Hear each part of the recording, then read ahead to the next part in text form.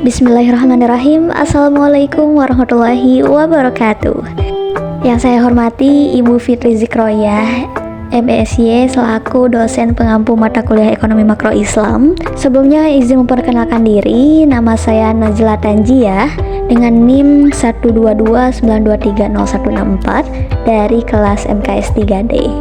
Adapun di sini saya akan membahas mengenai materi yang berjudul Urgensi Pengelolaan Konsumsi dan Tabungan terhadap Fenomena Mantap Makan Tabungan di Indonesia.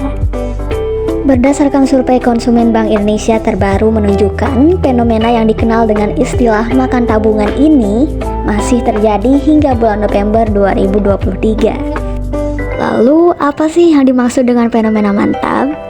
Fenomena mantap atau makan tabungan adalah fenomena di mana pengeluaran masyarakat kelas bawah terus meningkat, dan hal ini juga diiringi dengan jumlah tabungan yang terus menurun. Hal ini ditunjukkan dengan proporsi pendapatan yang ditabung merosot dibandingkan dengan bulan Oktober.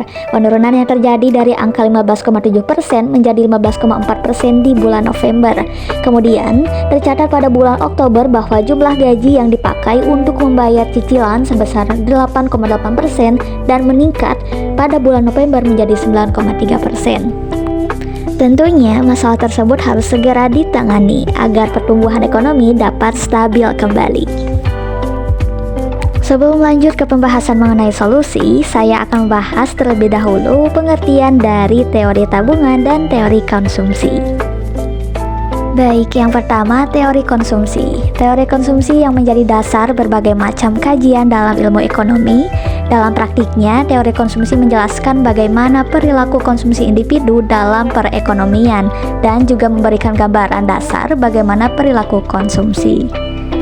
Dan adapun teori tabungan adalah simpanan uang yang berasal dari pendapatan yang tidak dibelanjakan dan bisa dilakukan oleh perorangan maupun instansi tertentu. Simpanan uang atau tabungan ini bisa diambil kapan saja tanpa terikat waktu. Lalu bagaimana teori konsumsi dan tabungan menurut ekonomi Islam dan ekonomi konvensional? Baik, yang pertama mengenai teori konsumsi. Dalam mendefinisikan konsumsi terdapat perbedaan di antara para pakar ekonom. Namun, konsumsi secara umum didefinisikan dengan penggunaan barang dan jasa untuk memenuhi kebutuhan manusia. Konsumsi memiliki urgensi yang sangat besar dalam setiap perekonomian karena tiada kehidupan bagi manusia tanpa kegiatan konsumsi. Mengabaikan konsumsi berarti mengabaikan kehidupan dan juga mengabaikan penegakan manusia terhadap tugasnya dalam kehidupan. Dalam sistem perekonomian, konsumsi memainkan peranan penting. Adanya konsumsi akan mendorong terjadinya produksi atau pembuatan produk dan distribusi atau penyaluran produk. Konsumsi yang dilakukan oleh masyarakat berpatokan dari banyak atau kurang jumlah pendapatan. Jika masyarakat mempunyai pendapatan yang tinggi atau meningkat, maka konsumsi terhadap barang dan jasa tersebut juga akan meningkat. Selanjutnya mengenai teori tabungan. Dalam Islam, tabungan memiliki konsep yang lebih luas, yaitu tidak hanya sebagai sumber dana untuk investasi, tetapi juga sebagai bentuk ibadah. Sementara itu, teori tabungan dalam ekonomi konvensional adalah kegiatan menyisihkan sebagian dari pendapatan untuk digunakan di masa depan. Fungsi tabungan dalam ekonomi konvensional adalah sebagai sumber dana bagi investasi, sehingga dapat meningkatkan pertumbuhan ekonomi. Dalam ekonomi konvensional, tabungan diasumsikan sebagai suatu kegiatan yang positif dan diharapkan dapat meningkatkan kesejahteraan di masa depan.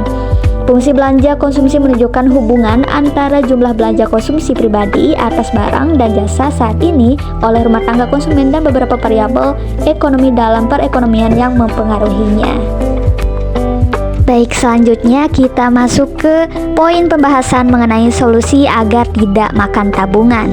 Yang pertama yakni membedakan antara kebutuhan dan keinginan. Hal ini dapat kita lakukan dengan cara membuat skala prioritas mana yang lebih kita butuhkan saat ini dibanding dengan keinginan kita. Lalu yang kedua, menjual barang yang sudah tidak terpakai.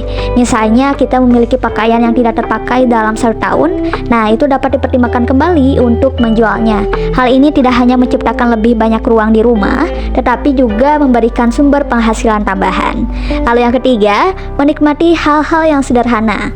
Misalnya dengan cara mengurangi kegiatan yang tentunya menguras uang kita gitu. Lalu yang keempat, Riset sebelum membeli barang. Hal ini juga dapat mencegah kita dalam membeli barang yang berkualitas rendah. Dan yang terakhir, peran pemerintah dalam menjaga konsumsi masyarakat kelas bawah. Hal ini tentunya perlu adanya uluran tangan dari pemerintah untuk menjaga konsumsi masyarakat kelas bawah untuk tetap berjalan. Salah satunya dengan penyaluran bantuan sosial dan lain sebagainya. Baik, mungkin itu saja yang dapat saya sampaikan. Kurang lebihnya mohon maaf. Wassalamualaikum warahmatullahi wabarakatuh.